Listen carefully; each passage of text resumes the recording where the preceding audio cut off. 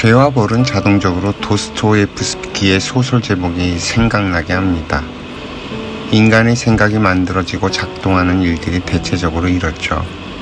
강력한 무언가는 사람의 일생을 발목을 잡고 흔들어 버립니다. 종교가 그렇고 가치관이 그렇고 지식이 그렇습니다. 누군가 나에게 묻습니다. 신이 벌을 주는 존재냐고.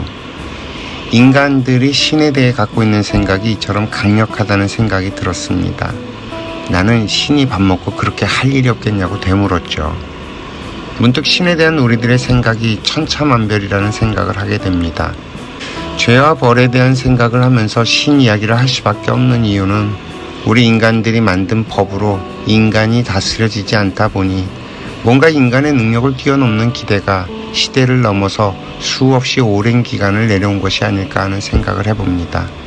내가 이 세상을 다 알지도 못하고 또 그럴 수 있는지조차 모르겠지만 인간의 삶을 지배하는 규칙이 있다는 것은 확실합니다.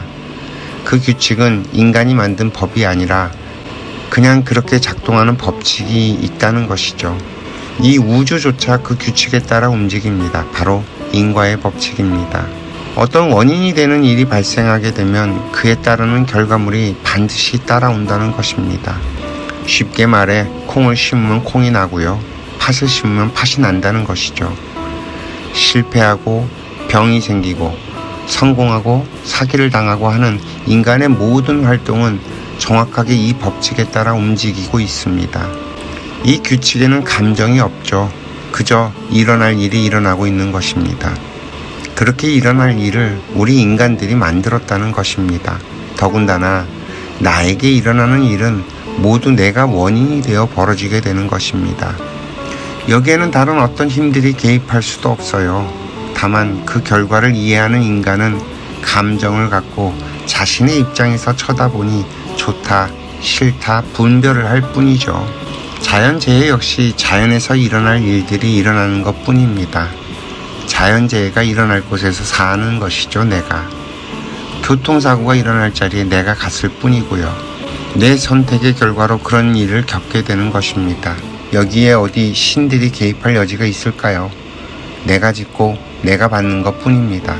우리가 죄라고 부르는 것들은 그저 인간의 분별로 만든 것이지 자연의 현상에는 죄의 분별이 없습니다. 쭉정이를 심어놓고 싹이 트길 기다린다고 싹이 틀 리가 없고요. 팥을 심어놓고 콩이 나오길 기다린다고 콩이 나올 리가 없습니다. 좋다 안 좋다는 분별은 결국 내가 하는 것이지요. 안 좋은 일이 벌어질 일을 심었기에 안 좋은 일이 벌어지는 것입니다.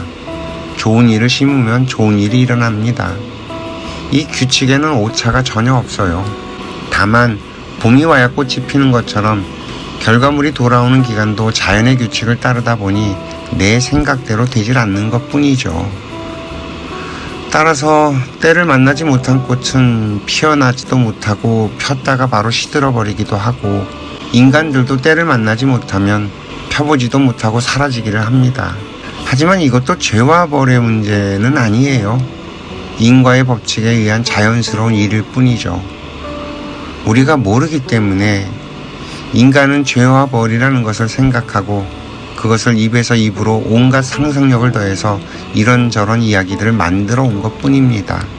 하지만 인과율의 법칙은 신들도 어쩔 수가 없습니다. 신들도 이 규칙에서 벗어나지 못하는 걸요. 이러한 현상을 인간은 자연, 스스로 자자에 글을 연자를 써서 표현을 했고 어떤 사람들은 전지전능한 하나님이라고 불렀던 것입니다. 자연 속에서 살아가는 인간들은 우리끼리 살아가는 편리함을 위해서 여러 가지 생각을 고안해내고 인간들끼리 규칙과 법률을 만들어서 내려왔습니다. 그러나 인류는 지속적으로 발전을 해왔고 그에 따라서 우리들의 생각도 끊임없이 변해왔죠. 그래서 인간이 만든 규칙과 법률은 계속 바뀝니다. 인간이 만든 규칙과 법률에 위배가 되면 인간들에 의해 벌을 받게 되죠. 이것은 우리가 속한 사회의 규칙과 법칙일 뿐이지 자연의 법칙은 아닙니다.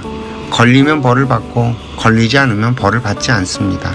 그러나 자연의 규칙은 좀 다릅니다. 내가 걸리거나 말거나 상관없이 규칙대로 작동을 합니다. 애초부터 안 걸릴 방법이 없는 이유가 내 몸 자체가 자연의 것이기 때문입니다. 내가 하는 모든 것들이 자연에서 벌어지는 일이라서 안 걸릴 수가 없습니다. 기독교 신자들이 말하는 없는 곳이 없이 모든 곳에 존재하는 하나님이란 바로 이것을 가르치는 것입니다. 내 몸이 바로 하나님입니다. 우리가 육신이라고 부르는 하나님의 몸 안에 살고 있는 나는 육신이라는 방에 새방살이를 하는 존재이라는 것이죠. 주인이 나가라고 하면 언제든 방을 빼야 합니다. 이 취약함의 입장에서 우리는 죄와 벌을 생각했던 것입니다. 집주인인 하나님한테 대들어봐야 나만 손해라는 것이죠. 이러한 자연의 규칙에서 벗어나는 현상들이 없느냐? 그렇지는 않습니다. 우리들의 눈에 보이지 않는 영혼들의 세상이 분명히 존재하고 있죠. 다만 우리들은 영혼들의 세상이 운행되는 법칙과 규칙을 모릅니다. 육체라는 물질에 구속되지 않는 영혼들을 우리들은 신이라고 불러왔고요. 귀신도 신이고 천사도 신이고 모든 영적인 존재들이 다 신입니다. 인간의 세상에도 신분의 높고 낮음과 힘이 세고 약한 것이 있는 것처럼 신들의 세계에도 서열이 존재하는 것 같아요. 그도 그럴 것이 어차피 인간의 육신에서 인간으로 살다간 영혼들이 아닙니까?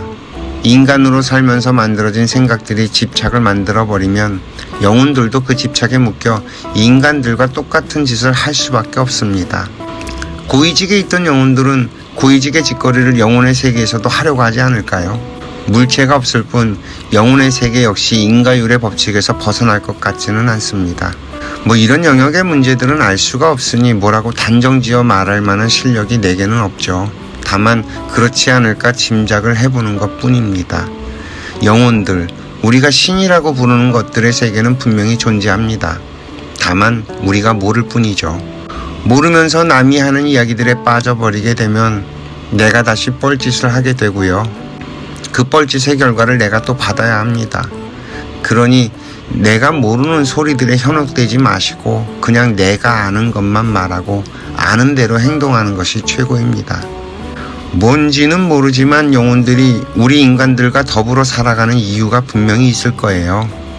모르면 헤매는 것이 인생이죠. 재미난 것은 영혼들과 소통하는 존재들이 있다는 것입니다.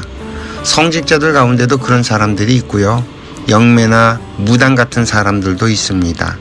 서양에서는 이런 영적인 사람들을 두려워해서 마녀 사냥이 벌어지기도 했었고요.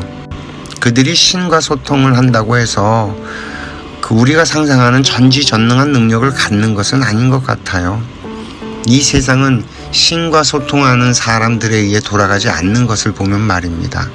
신과 소통이 되지 않는 훨씬 더 많은 사람들에 의해 이 세상은 운영이 되고 있습니다. 이렇게 말하고 나니 좀 이상하다는 생각이 듭니다. 영매들, 무당들만 신과 소통을 하는 것일까요? 우리는 꿈을 꾸고 기발한 아이디어를 떠올리기도 하고 육감적으로 뭔가 느끼기도 하는 등 영적인 활동을 하면서 살아갑니다. 이것이 주고받는 소통은 아니겠지만 우리는 모두 신들과 함께 살아가고 있는지도 모릅니다.